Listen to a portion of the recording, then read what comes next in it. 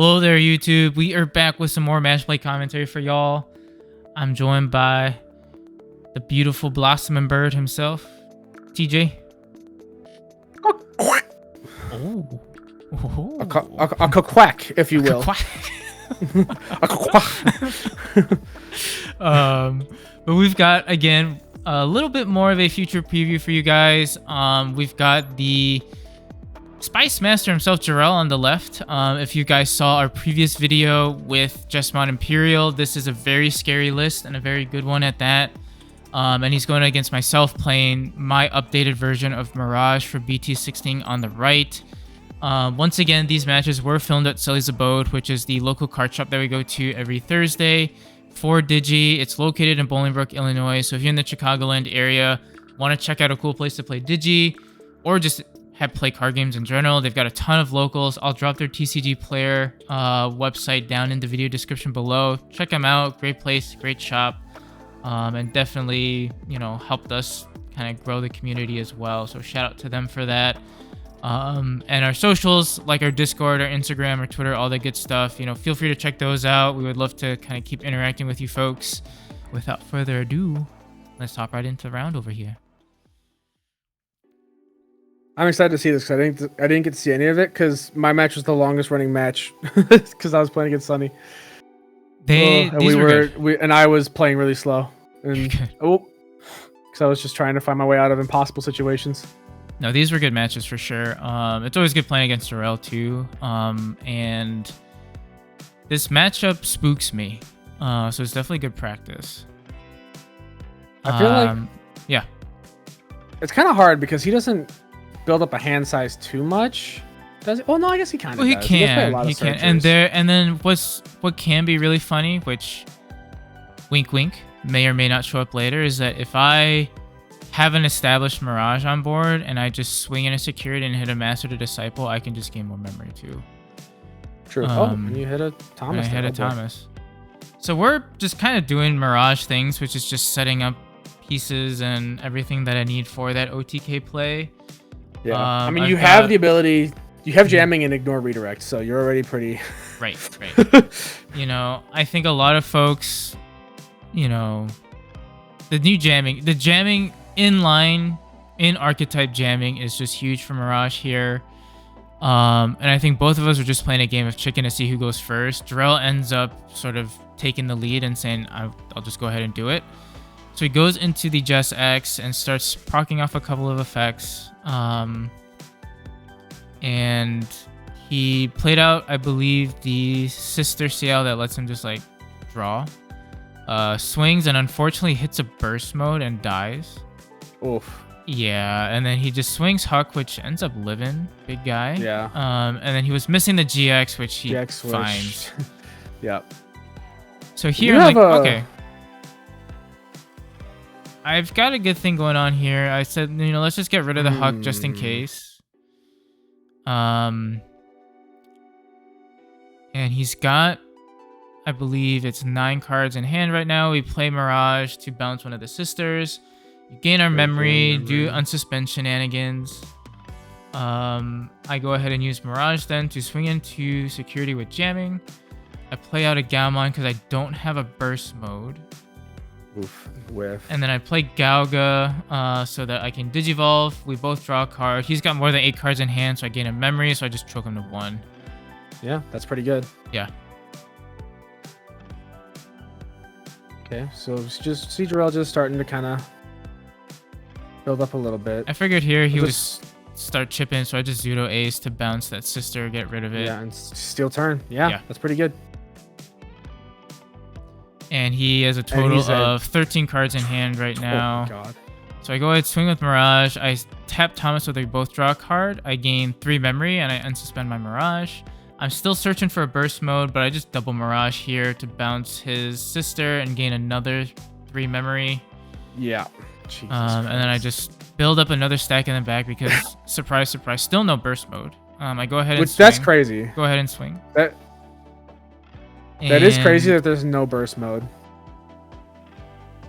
still don't see no one. burst mode. What the heck? You run 3, right? I run 3. One of them was in There security, was- which is fine. But like, I was just like, Yeah. where the heck is this guy? What the hell? But I mean, I'm still There pretty is- feeling relatively comfortable with this right now, because I mean, he can do things and do shenanigans, but he does have to be careful with how he sequences it, because double Mirage could end up passing turn. Is he missing a 6? Okay, so he swaps out what sister he's gonna play. So just choose the memory. Okay. But then he ends up just passing turn with the sister. Yeah. And still no burst game mode. one. And there it is. Oh my God, Jesus. Oh, you had it. Oh no, never It mind. wasn't even in thought it security. was- It was just in the deck, No, like they were lower just on in there the at deck. the bottom. Yeah. You got there though. We got there. We got there. But yeah, Smash is fucking I scary. do like the new Gaoga. I mean, the inline inheritable is really good, but the memory manipulation with how just crazy memory efficient Mirage is to begin with is just insane. Being able to gain a memory at your level 4 was already pretty crazy with the EX4 Gaoga, right? That could bounce to level 3. Yeah. Having the memory gain on the actual Gaoga itself, not relying on the inheritable of having the Gaogamon from EX4. Because the Gaoga from EX4, right, just bounced to level 3 or lower. I didn't gain a memory off that inherently. You just gain the memory from usually having the EX4 Gaogamon inheritable. Yeah. But if you have the EX4 Gaogamon with that one, you make that evil cost, even without a training, a free cost. You just gain 2 memory right there. Right. Exactly. Because you add a card to your opponent's hand, and then if there are 8 or more, you gain a memory, which most of the time they're probably going to be when you're kind of making that play. It is very nice in the late game, as I think you will probably see here. And then Jorel had to just step away for a ruling call. But yeah, like you will, I believe, see this coming up in the late game with the, like you just said, that Gaogamon with the new BT-16 Gaoga is crazy gas. It's such gas. Um, And then on top of that too, like it works so good with BT-13 Makgao because it makes it so that way he can swing and not have that fear. Yes. Because like you can already get jamming on it with Buka, you can get jamming on it with the beta, but having an archetype jamming is so vital for search. Admittedly, Mirage does more draw than search, but being able to actually search off of your BT-11 rookie is huge. Hello. The combo that we So talked speaking about. of, yeah, you'll instantly gain 2 memory, gain another 2 memory, so you're able to go to your EX4, bounce that, nice. You have jamming, and going but to you don't need to Mirage. worry about it. I'm like, that. I feel like I'm in a good spot here. You know, like I have a Mirage established. I've choked him to 1, and all he has is a level 4 in the back. So I'm like, okay, like we're in a good spot. And Jorel's like, okay, fine, we'll just stay in the back. Just wait turn. So I'm like, okay. You're able to start getting another line going, which is good. I go ahead and swing. He's got 8 or more, so I go ahead and restand. I hit a Master to Disciple, which pretty big. Yeah. And then I gain memory off of that. Right. And it should be, 3 total memory. 3. And then Which I you did. don't You have a had 2. burst mode or any tamer, so I just go ahead and search with the Gao, which trashes everything but the Thomas, which is fine. I go into the Gaoga once again to gain memory on the Evo, and then just pass turn with the Thomas. Which is a bit scary for me now, because I'm like, okay, well, he has definitely ways to clap me back now, since I couldn't punish him for being on the front foot. Yeah. I'm guessing you want to set up a Zudo Ace play with the Gaoga? Correct. I'm wondering if it would have been better just to choke him to 1 with Thomas, so he would have had to... Yeah. I guess he gets this off no matter what, because once he plays this, he gains 2 memories, so he would have kept... Yeah, I mean, the new, the the line, I think it was BT-13, the like huck and the bow huck to gain memory while playing a sister is just crazy. Yeah. But you would add 1 more memory. Yeah, and then he swings for 4 checks with the Jesmon GX, and I'm like, okay, well, at least I got a Thomas. You have a Thomas, no training. No training. I do have to rely on just hopefully being able to see my line, and I just don't have a level 4, which I see now, and I'm like, okay, well, we'll pick him up, and then we'll just go into him and pass turn. And Jorel was like, is that it? I was like, yes, sir. Hit me, daddy. You're better about it than I am, where you don't sit there analysis paralysis. You just sort of look and you're like, yeah, I don't have an answer to this board. I'll just go. I was like, hey, Zudo Ace. Yeah. And then I lose. Yeah. But no, I agree. I think the thing is, like, the more I thought about this matchup, and then the more I was like playing against Jorel, like not just tonight, but like other nights where we've been practicing too, it's just like it almost feels like I'm on a timer, and I think part of that did get to my head a little bit, where I'm just like I need to push up a little bit, maybe more earlier than I want to, and try to push aggression.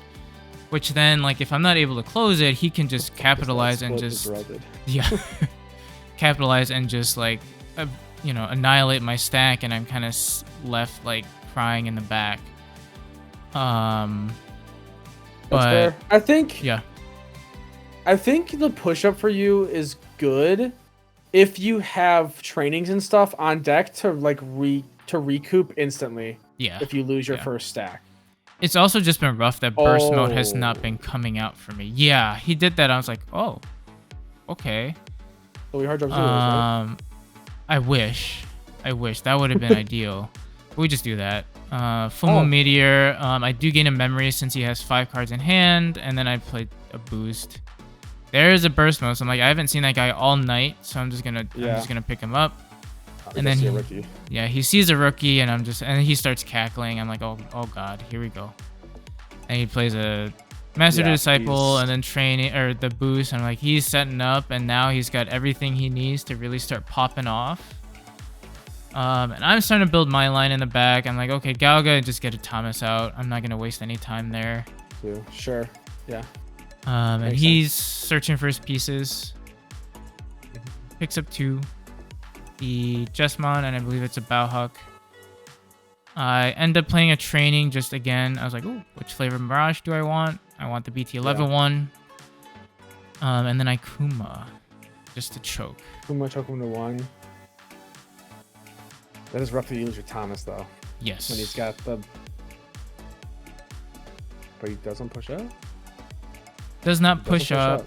And then just goes into the Bauhuck in the back. So I'm like, okay. Because the problem was I wasn't seeing a level 5, so there really wasn't a good way for me to do much, and then I drew into a level 5 that turn. So I just go into the Gao in the back and say go. He's just setting up even harder. Yeah. So then he's taking full advantage of you not doing anything. The thing is that's scary about what he's doing is his hand size also is getting kind of big. So if you did see your pieces early, he also could have been hard punished for this. Yeah. I go ahead and swing with jamming. Yep, with the Gao, and then use the training to go into Mirage for... Oh. Did I derp? Oh no. You paid 4. I you paid should be 4 right now, brother. Brother Bear. I was going to say, with this play you have lined up, I'm like, you have so many things. No, brother. I had a burst mode in hand, That's actually game-changing. I think you actually won that turn if you didn't do that. I just threw. If you would have been at 4, you play Thomas. He has more than 8 cards in hand. Thomas. Oh no, I definitely win because I have a burst mode and I have a Kuma. I definitely would have won. So you play the unspent Mirage. Wow.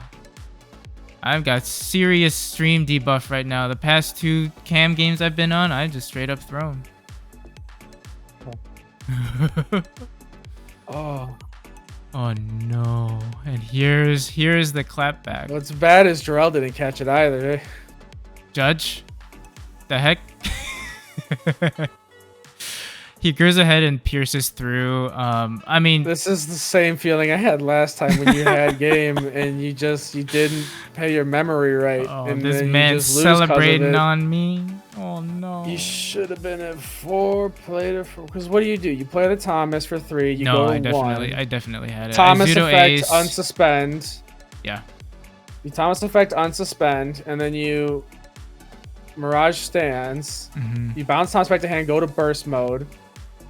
Gain the memory back. Swing I burst, definitely had bottom game. deck. I definitely play Thomas had on game. suspend. Swing. Oh my god. Which is fine. Kuma Okay, but we do move on. It happens. Sorry. I did play a Zudo Ace to strip 2 of his GX sources, and then he just swings for game. He's bigger, yeah. Yeah. But yeah, no, I mean, misplays aside, which happen. Just get it out of the system before Peoria. But yeah, no, I mean, all that aside, I think, you know, I'm liking how Mirage and BT-16 works. Yeah. I have a lot of pieces to deal, I think, with a lot of the meta. I have a lot of pieces to deal with Magna X, and just kind of keep doing what I want to do. And like I said before, this BT-16 Gaogamon is just straight up gas for this deck too. Yeah. So yeah, I think you could see there. I mean, like we said, you had game. The misplays happened though. But you still see that Jesmon is still scary, like what you guys saw with Due to Imperial in the video from yesterday. And then on top of that, I mean, even then, still with what he did there, even having like source strip stuff happening and whatnot, Jesmon GX is still just a powerful card. With Magna X giving it protection, it gets what Jesmon was missing, which was protections. Yeah. Because essentially what his game plan is like just get the GX on board, and a lot of times the biggest issue with Jesmon was like having his GX just wiped, and now he has to rebuild. The fact that Magna X says, hey, I'm here, you can't get rid of me, and I'm basically just going to end you next turn is huge for the deck. So definitely an interesting build. Let us know what you guys think down below. Thank you all for tuning in. As always, we really do appreciate the support. For those of you who enjoy the commentary, a little wink, wink, a little bit of a preview. We are working on getting a special guest joining us on commentary videos. And he's a very big player in this community, and one that you guys listen to quite frequently. You might have listened to him on, this past regional stream. Wink, wink, wink. But yeah, look forward to that. We are working on getting that happening, so would be huge for us, and it'd be a great honor. And I think we're all really excited to have that special guest on the channel. And yeah, until next time, fellas and ladies, bye bye.